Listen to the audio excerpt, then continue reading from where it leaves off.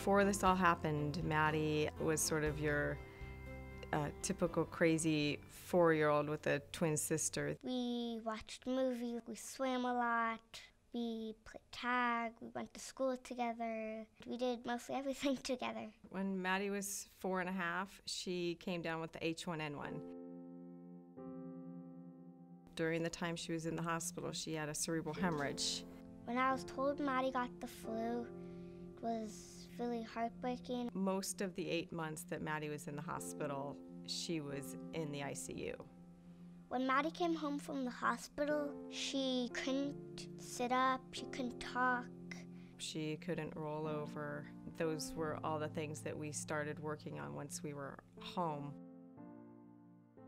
I was a very active person. I brisked and speed walked Lake Murray, which was 6.5 miles. About 1.5 years ago, I started noticing some things in my body. Then I started walking funny. I was at home and I get a call that she said she has to have surgery within like 2 days. They had told him that they found 2 bulging discs that had bruised my spinal cord. She went straight in for emergency surgery. When I woke up from the surgery, I couldn't move my hands or my legs or feet. I thought I was paralyzed. She just kind of went into a depression. She couldn't feed herself. She barely could move her feet. It worried me because I didn't understand why she wasn't progressing anymore. She just thought it was it, like she wouldn't be able to walk again. My dad would be home with my mom and he would literally have to do everything, cook, clean, help her into bed. So it was like 24/7 constantly. My insurance cut me off of all therapy because I wasn't making enough progress and they only allowed a certain amount of time. I thought if I had more therapy, I would get better. I needed it. I didn't have hope, to be honest, because in my mind, I was still that woman that I was before surgery, and I was still in shock of what happened to me. I was a union iron worker. I could walk a 6-inch beam 300 feet in the air and not think twice about falling. I thought I was in great health. My blood work was always good, low cholesterol, low blood pressure. I got this phone call, and the phone call said, "This is Sharp Hospital. We have your husband here for a stroke." I had a tear in my carotid artery at the base of the skull on the right side, and it was trying to heal itself, and during that process, one of the little plaquettes broke off and went up to my brain. I got to the emergency room, and I never left his side again. He was going to be released, and there was nothing in place for him to go to therapy for. And I just didn't know what to do one day, I remember. So I stopped and prayed, and thankfully the answer came, and I called the Challenge Center, and I brought him in a wheelchair, and that was the first and last time he ever came into the Challenge Center in a wheelchair. After people have acquired an injury or acquired a disability or they're born with a disability, they can come to Challenge Center, and we pick up where their insurance left off. Nobody's insurance covers physical therapy forever. It only covers medically necessary goals. The Challenge Center has far exceeded any therapy that I've ever received. It was usually a routine at the other place, and the Challenge Center challenges you.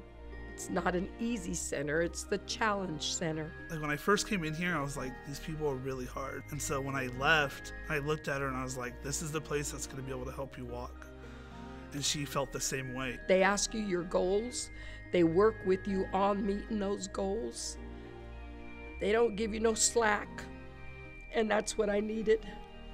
That is what I needed. When I play softball, I'm hoping that she'll come up with me one day and we'll play together. I wanna pitch, like, throwing. I'm really good one. Whee! I bat and she usually pitches. First I get lefty out, and then bingo, I say that. I always say that the Challenge Center and Tiffany's gotten more out of Maddie as far as pushing her physically than anybody else. My wife had to pretty much do it all for me. Early on when Al first came to Challenge Center, he was unable to use his left arm at all. And this was especially trying for him because he was a welder. A year ago, I couldn't walk by myself. Now I can go up and down the stairs, drive, and whatever else I want to do. He's able to get in and out of his great big truck that he drives. He's even doing push-ups in therapy now, which is really fun. My life has changed 100% since coming here a year ago. The Challenge Center has given me a second chance to learn how to walk again. The Challenge Center needs more money to provide scholarships to people so that getting the physical therapy they need is not a financial burden and not a financial stress, so they can have a life of normalcy, and if they so desire to get back to work, that they can get back to work. With the Challenge Center's help, I hope to be working again on high rises as a welder and riding my skateboard again. My life is very hopeful. I'm constantly hearing Tiffany and Jamie in my ears if I'm doing something wrong in my body. Tiffany had me try the balance beam. I'm able to get up off a pad without holding on. I'm able to get up on a step. When Karen started here, she needed 2 canes to walk, and it was just really arduous, and it took her forever. And now she's walking, we measured it about 3 or 4 times faster than she was walking before, which means she can actually get someplace when she needs to. We've even had her walking without canes and just a little bit of help up to about 50 feet outside, going down a hill, so that's pretty impressive. That's amazing for somebody that woke up from a neck surgery with no movement. Without the Challenge Center, she wouldn't be as far along as she is physically. All the things that Tiffany works on, she always has this future goal of like, well, what's next? They were having her, quote, walk the plank. On a whim, I grabbed a walker and I held her knees a little bit and asked her to get her hips forward and hold herself up there. And shock of shocks, she just did it. I walked the plank. I was moving my leg forward. I'm very excited for her that she'll probably be walking soon. I'll be walking. Maybe soon.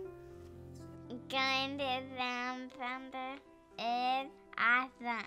Without the Challenge Center, Maddie wouldn't continue to succeed physically as much as she has already. Maddie's spirit is also growing as she grows physically. It's an honor to have her be a sister, and it's just really nice to have the Challenge Center. I think people said, go to Sound Center because it's awesome. Challenge Center is here because people care so much. I was giving up hope, and the Challenge Center saved my life. It saved my life.